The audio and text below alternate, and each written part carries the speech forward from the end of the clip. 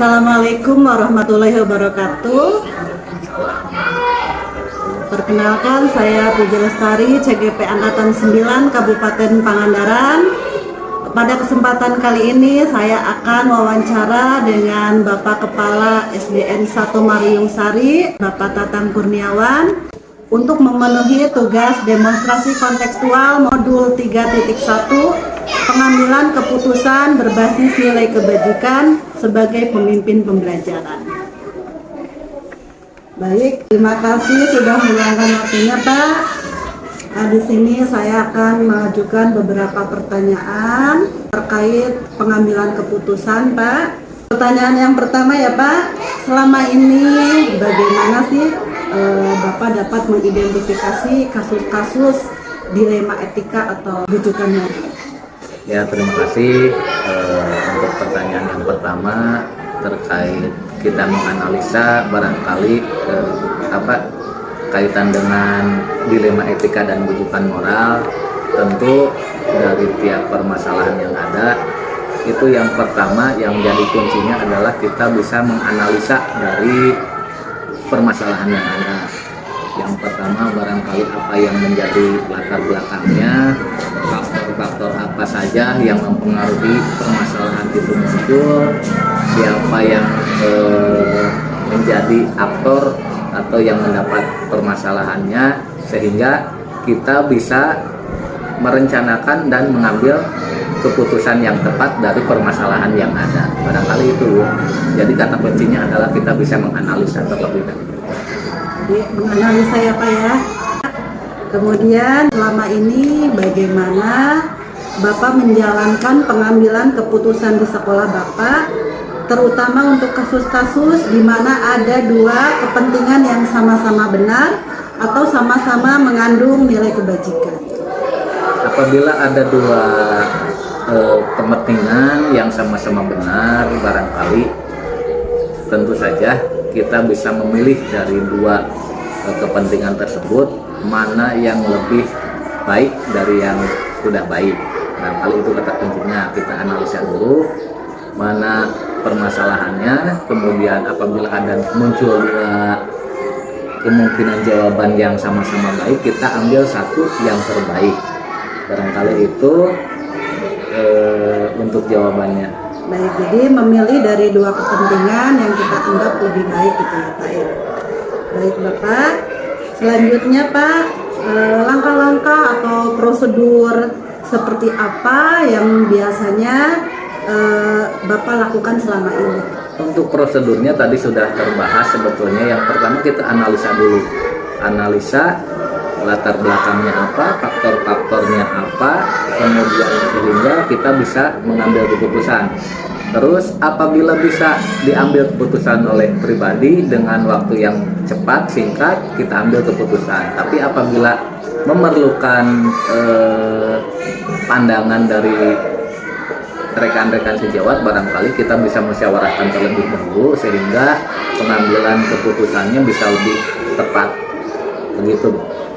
Jadi ketika kita mampu menghandle, kita ambil keputusan sendiri. Tetapi ketika kita tidak mampu menghandle sendiri, berarti kita musyawarah dengan rekan-rekannya, Pak. Selanjutnya, hal-hal apa saja yang selama ini Bapak anggap efektif dalam pengambilan keputusan pada kasus-kasus dilema etika?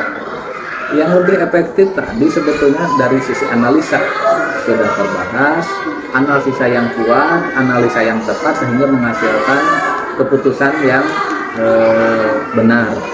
Tapi apabila diputuskan, tadi kita juga bisa memusyawarahkan dengan seluruh lingkungan sekolah, diantaranya kita bisa meminta masukan dari rekan-rekan sejawat kita, dari guru, kemudian mungkin bisa melibatkan pihak komite dan yang lainnya.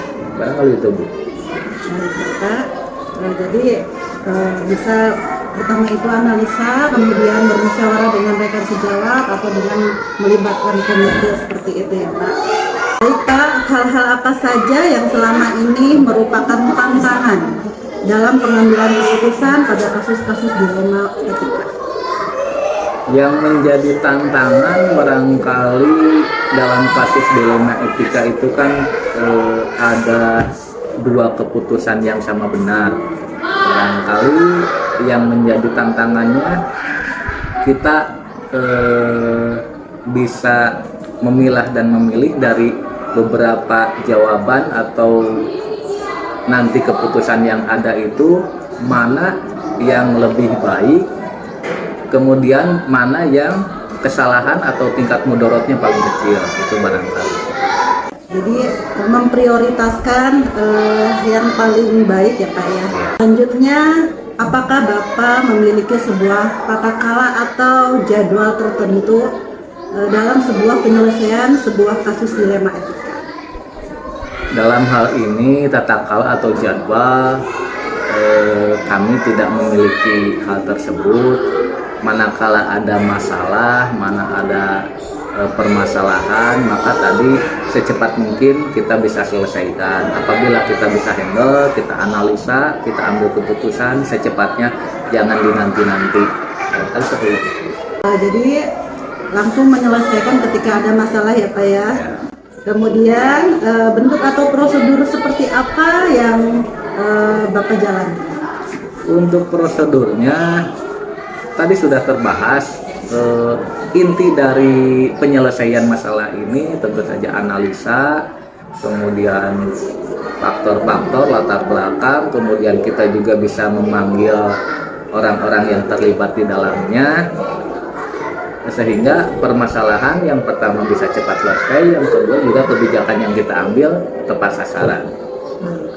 Jadi menganalisa sama seperti yang tadi sudah disampaikan ya Pak, kemudian melibatkan orang-orang yang memiliki kepentingan yang sama barangkali seperti itu.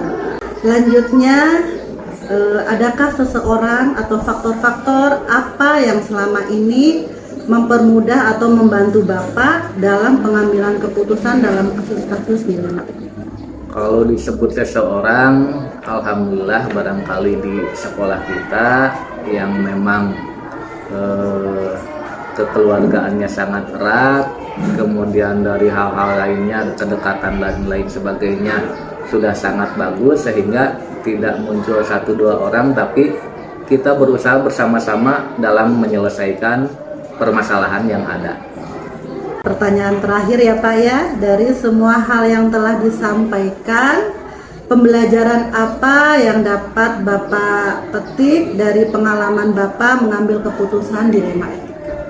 Untuk pembelajarannya barangkali ini terkait dengan kebijakan yang kita ambil. Sebisa mungkin kebijakan itu sesuai dengan analisa yang sangat tajam, sangat tepat, sehingga kebijakan tersebut tepat sasaran, bisa dilaksanakan dengan waktu yang cepat, kemudian tingkat kesalahan atau kemudorotannya itu yang paling kecil apabila ada dua kebijakan, dua pengambilan keputusan yang memang kedua-duanya benar gitu, mana prioritas yang lebih kita ambil. Barangkali itu Bu.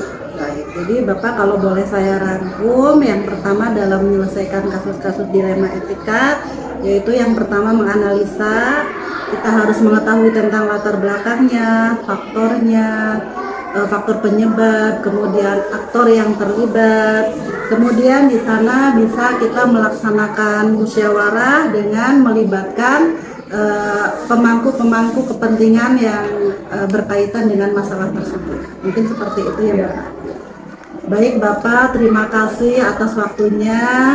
Semoga saya bisa menjadikan ini sebagai pembelajaran untuk diri saya ke depannya. Mohon maaf apabila ada salah-salah kata Bapak. Terima kasih. Ya, sama-sama Bu. Baik, demikian sesi wawancara saya dengan Bapak Tatang Kurniawan, Kepala SDN 1 Maruyung Sari. Terima kasih. Wassalamualaikum warahmatullahi wabarakatuh. Waalaikumsalam warahmatullahi wabarakatuh.